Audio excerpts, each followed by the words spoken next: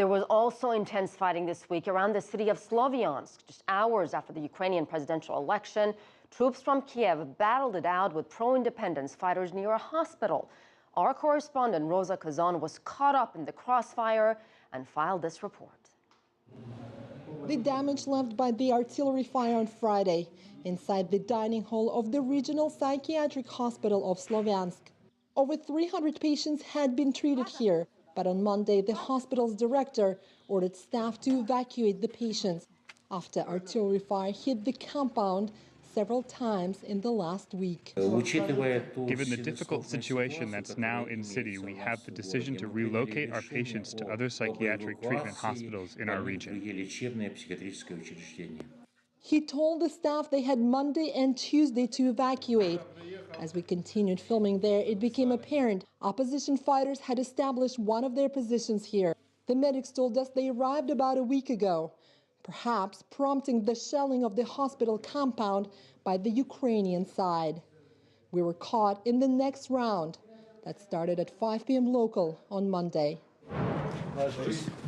We took cover under a stairwell as the artillery fire kept coming. The fighters told us we had to stay put to wait for a lull in the shelling. As soon as the mortars stopped dropping, they told us to run.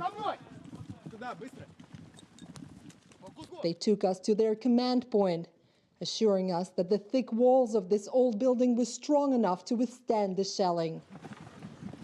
The power and cell phone reception went out almost immediately.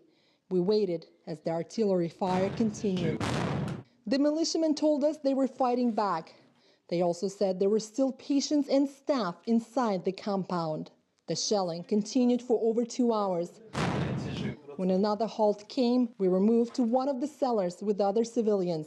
In this unit, a dozen medics were still working when the artillery fire began. Their patients were still there too. We still have 3 patients here. Because of the situation, their families didn't have time to pick them up.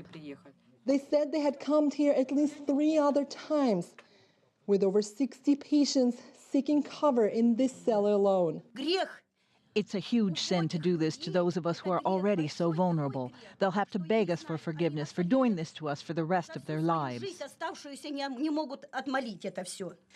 about 10:30 p.m. local time. The medics and the patients have been inside this basement for 5.5 hours. And when the shelling started, the only thing they were able to take with them was this bucket of water. They weren't able to take any food or any other supplies.